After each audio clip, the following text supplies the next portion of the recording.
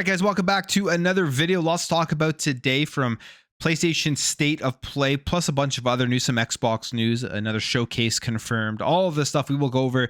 If you do like daily gaming news content, make sure to hit that subscribe button. Also, check out the link to my Spotify below. So we'll start off here with the State of Play. This is a showcase that I think a lot of people were anticipating, waiting for, hoping that it was going to happen, and they finally announced it just the day before the show, and it came, it's gone. And I would say overall it was pretty lackluster, and it kind of solidifies what I've been thinking here for a while, that 2024 is going to be another down year overall for PlayStation in terms of their first party studios output. We had last year overall down year. They had Spider-Man 2, but not too much. Now we're going through 2024 and there really isn't that much either. Nothing major big hitting that you kind of would expect from PlayStation on a yearly basis.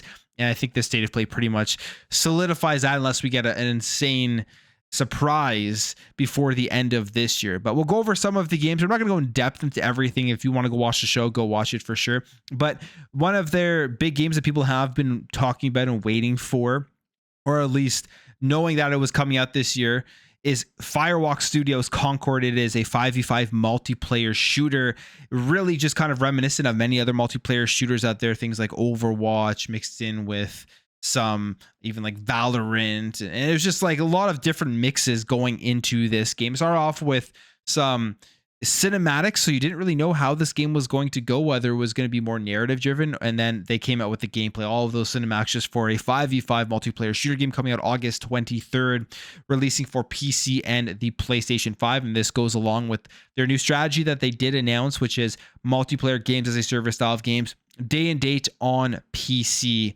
starting here with Concord. We'll see how big of a game this is. I don't know if it will do very well, just because of the amount of first-person shooter competition out there. And this one, I think, from watching the gameplay, doesn't really separate itself too much. But hey, maybe on the PlayStation platform, people who really just want to play what's available there from first parties, this will be something that they do end up checking out. Then you have God of War Ragnarok. That's the PC announcement, and this is going to be coming out on September 19th. I think this is going to do very well on PC. It's going to sell tons and tons of copies. But it's an interesting thing here, especially from, again, what they talked about yesterday at the business strategy, was they wanted to use the sequels of games to try to grab people from PC to go out and buy a PlayStation 5. And this is a sequel to the 2018 God of War, but they're still releasing it relatively 2 years after they release it on the PlayStation 5. Now, I don't think that strategy is going to work whatsoever. I mean, if you just kind of sit back and you look at it, PC players are going to be waiting for these games. A lot of them probably knew that God of War Ragnarok would eventually make its way out onto PC, if you were just kind of following what PlayStation was doing with PC releases. So they just sat there and they waited, and I think this is going to sell very well. But to think that PC players are going to want to go out and buy a PlayStation 5 for a sequel, where they'll probably be downgrading compared to with the rig that they have to play these games, and have to go spend like $500 on a PlayStation 5, doesn't make any sense. And at some point, as I said yesterday, I think these big narrative-driven games are going to be landing day and date on PC, as well as their games as a service and multiplayer games. But God of War Ragnarok coming to PC. Then quickly go through this list here. Dynasty Warriors Origins. If you like the Dynasty Warriors games, this is coming to PlayStation 5 next year. Infinity Nikki, which is like an open world RPG. What's cool about this one, it has the former Zelda director Kentaro Tominaga attached to the project, and I'm a huge Zelda fan, but overall this game doesn't really have any appeal to me. It's an open world dress up adventure, so I don't know if you guys know anything about me. I'm not really into dress up and things like that, so not too much into that game. There is Where Winds Meet. That is another game. They showed off gameplay for it. And this is, you play as a swordsman. They say you play a critical role in influencing the outcome of a conflict through your decisions and everything, and how the game is going to unfold based on what you choose. So this one looks kind of cool. I mean, I like games that have different decisions and how it affects the actual story and narrative of the game. But the battles look good. The action looks pretty fun. So this may be an interesting one to check out. Then they show off Ballad of Antara, which is just another fantasy RPG. And again, this one looks all right. I mean, nothing too crazy, but if you do like darker fantasy RPGs, this may be one for you to check out. And then they show off 2 PSVR 2 games, which I'm actually kind of happy about because I have a PSVR 2 and it's gotten very little use because there hasn't been too much from PlayStation. But you have Skydance's Behemoth, which kind of looks like Skyrim in VR. Comes from the developers that made Saints and Sinners. So that one looks cool. I'll check that one out. And then Alien Rogue Incursion for PSVR 2 if you like the Alien series. They show off Marvel Rivals, which is an Overwatch clone essentially. Obviously, that one is coming multi-platform, but that is a PvP shooter. Until Dawn got a new trailer coming to PS5 and PC in the fall. Path of Exile 2's early access release is coming late 2024. They show up the Silent Hill 2 remake with the big thing here is the release date, October 8th for PC and PlayStation 5. Monster Hunter Wilds was at this showcase. I'm guessing multi-platform game. Game looks phenomenal, though. I mean, Capcom really knocks it out of the park with their Monster Hunter games, and no difference here with Monster Hunter Wilds. This one is going to do very, very good. And then finally, they ended off here with an Astrobot game coming September 6th exclusively for the PlayStation 5. Now, I'm a big fan of 3D platformers, and Astrobot was a pack-in with the PS5, kind of a tech demo. It really showed off how the DualSense worked and all the different features within it. I thought it was actually a lot of fun. So I'm actually very happy about this. Out of all of the announcements at the showcase, this to me is my favorite one because like I said, I like 3D platformers. And if you watch the gameplay of it, the game looks phenomenal. So excited about this one. This one I will end up playing at some point when it releases. But the kicker here is, this is their big first party release, you could say, for 2024. And obviously, I don't think this is going to be a huge needle mover, big success for PlayStation. Not that they have a huge need here to push consoles because they have been doing very well.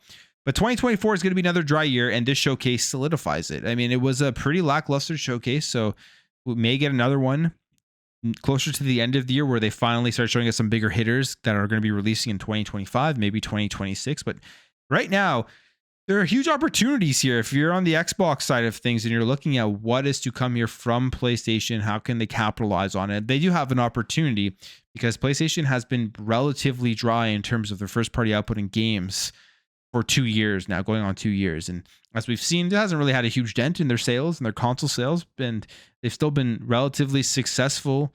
And they're expanding out now to PC. So there's all of that stuff they can continue to recycle. Games that weren't out on PC, they can release. So PlayStation isn't in any trouble, but the games output, I don't really have too many reasons here to play my PlayStation 5 personally because it's not my main platform, other than going forward, Astrobot and then some PSVR 2 titles. But at the same time, if those PSVR 2 titles do release on PC, they're releasing an adapter for your PSVR 2 headset.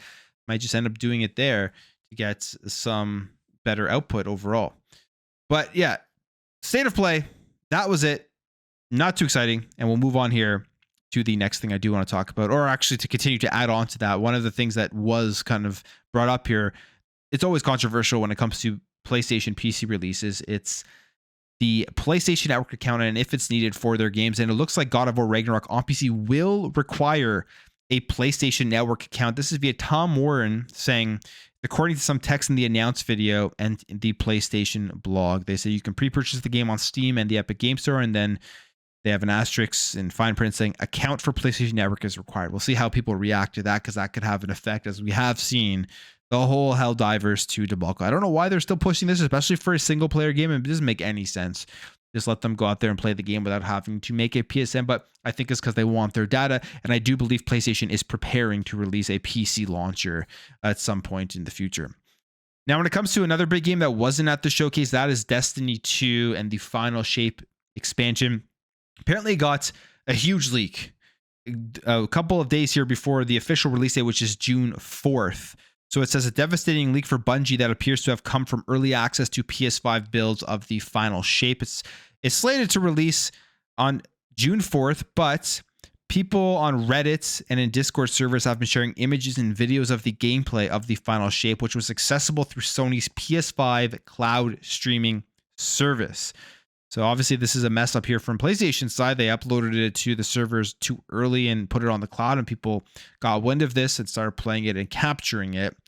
And Bungie actually confirmed the leak on X, noting that the DLC was accidentally pushed live on PS5 streaming service allowing for a small group of players to access the campaign collections and rewards info for the final shape. And Bungie encourages Destiny 2 players to report leaks and not to share spoilers. And they say it's always extremely difficult when our team's hard work is leaked early, but we are still excited for everyone to experience the full release on June 4th together. So the leaks out there, if you are waiting for this, you may have to mute a bunch of words here on social media so you don't see anything about the final shape. Okay, let's jump over here to some Xbox, some Call of Duty Black Ops 6 news, some great news for people out there who are still been questioning whether Call of Duty Black Ops 6, is it real? Are they really going to just put this into the regular Game Pass subscriptions that are out there right now? And the answer to that is 100% confirmed here from Microsoft. And the answer is yes.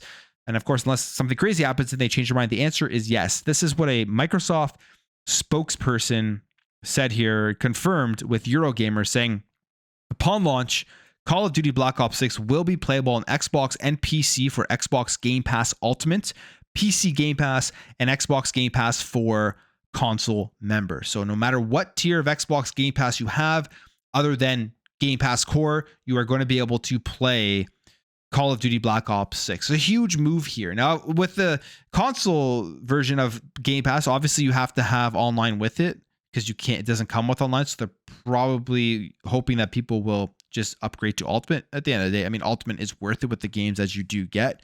But a huge move here from Xbox. They're betting on the service, and they are betting on the fact that this will be a mover for them come November when this game does come out, simply because it is the biggest game out there. Now, I think personally it's a win-win for Xbox to put it in Game Pass because you're going to get people buying it on PlayStation, you're going to get people buying on Xbox, and you're going to get people subscribing to Xbox Game Pass to play it. I still think at the end of the day, I mean, this could blow up in my face as a stupid prediction, but I still think it's going to be the best-selling game of the year, even though it is in Xbox Game Pass. Some people think it's going to cannibalize sales so much that it's just going to fall off the cliff in terms of sales. I don't think that will be the case whatsoever. We've seen other games that Xbox has put into Game Pass day one still sell extremely well. Like you look at Forza Horizon 5 and you look at Starfield, and Call of Duty will be no different. People are still going to purchase the heck out of this game, especially if it's like the only game that they do play. They're not going to sign up for a monthly subscription because it just takes basic math to know that if you play this game for a certain amount of months, it's going to equal more than if you subscribe to Game Pass for that same amount of time. Like if you play this every year, all year until the next game comes out, that's really all you play, you're just going to go buy the game. It's going to cost more to sign up for the subscription service. So I still think it's going to do very well. And it's a big moment here for Xbox putting it into Xbox Game Pass. Now we have Resident Evil 9. We've been talking about the upcoming Resident Evil games, and it looks like it really is coming, as we got some leaks here about them being posted on the store. So it says here, a retail listing for Resident Evil 9 has popped up on PlayAsia along with PS5 versions of Code Veronica and Resident Evil 0 and Resident Evil 5. So we've been hearing rumors about this, about the remakes, Code Veronica and Resident Evil 0 going to be getting a remake. I believe that they had said that Resident Evil 5 wasn't, so I'm not really sure what is going on there. But there is actually box art here for Resident Evil 9. They say here that the former includes a unknown subtitle, Revenant Shadows, and preliminary cover art and a description of the game. It says Resident Evil 9 Revenant Shadows is the latest installment in the iconic survival horror series by Capcom. So that's what the store description says. And they also go on here to say this game continues the chilling legacy with a fresh story, new characters, and return to familiar faces. Set in an expansive, terrifying world filled with new threats and mysteries, Revenant Shadows blends intense action, intricate puzzles, and the atmospheric dread that fans have come to love. I was a huge fan of 7, 8, and I'm really excited here for Resident Evil 9. I'm also a big fan of the remakes that they did, or the ones that I've played, 2 and 4. I mean, both. I didn't play 3 yet. I should probably end up playing that, but 2 and 4 were phenomenal. So I'm a big fan of these Resident Evil games, and I'm really hoping we see something about 9 more so than anything. I'm more interested in 9 right now than those remakes. Hope we see something about that in this showcase season and we get an announcement for it.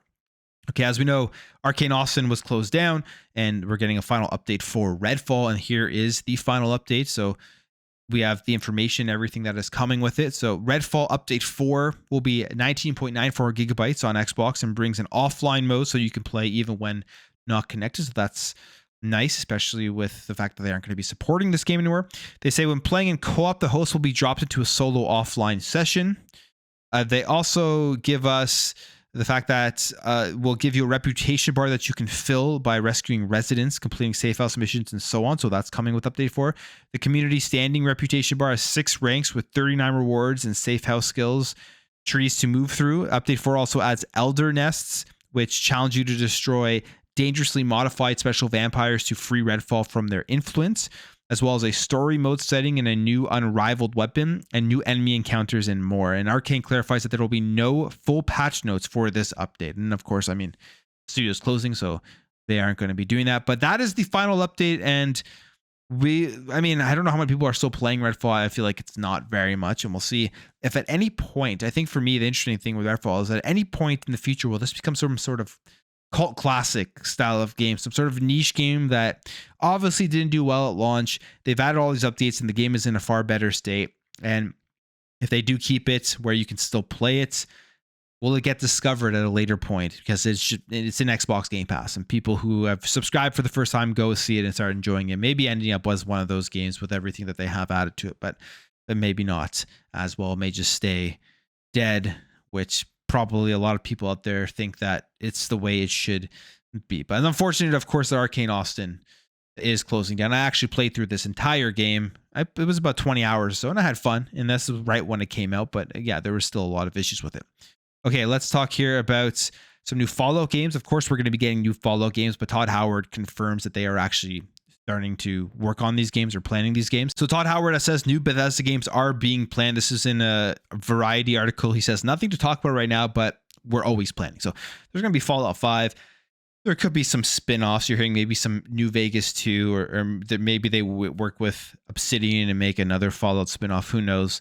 I think right now, because of how huge the TV show is, like Xbox and Bethesda have ramped up their plannings. They kind of want to get in the works for putting out a new Fallout game to capitalize, because Fallout's always been popular. This TV show, depending on how many seasons there are, is going to keep that popularity, I think, relatively high. But there will be a point where people just starts to fall off again, or it kind of goes by the wayside because there are other things that do come out. So if you're Xbox and you're Bethesda, you want to capitalize on that. So I'm sure they're kind of ramping up what they can do here to get something out. Hopefully it doesn't ruin the overall quality of the game if that is the case. And Fallout itself, Fallout 76, this game came out and everyone thought it was just going to be an absolute failure, and turned around very, very well. As they put out here on X, they say, you did it. Thanks to you, we've crossed 20 million total players in Fallout 76. Time to grab a nuka, shine, and throw a camp party.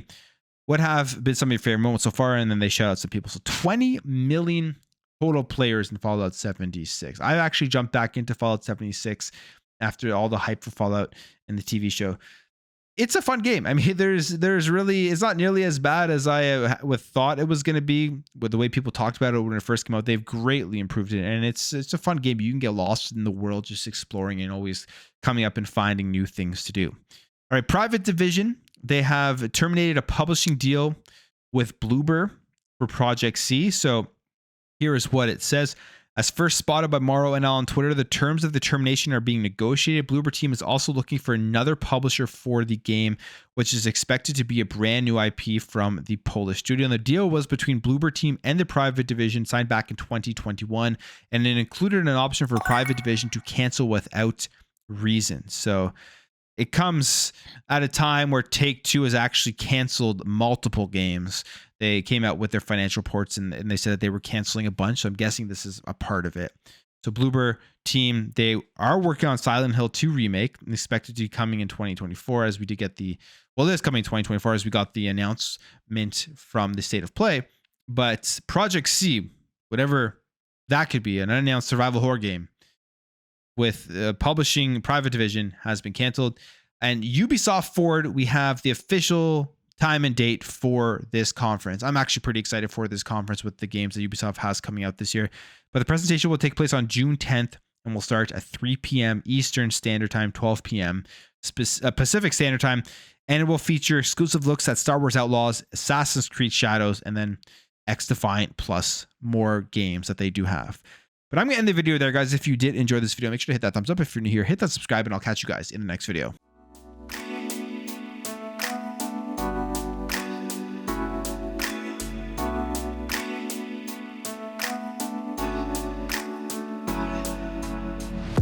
Bye.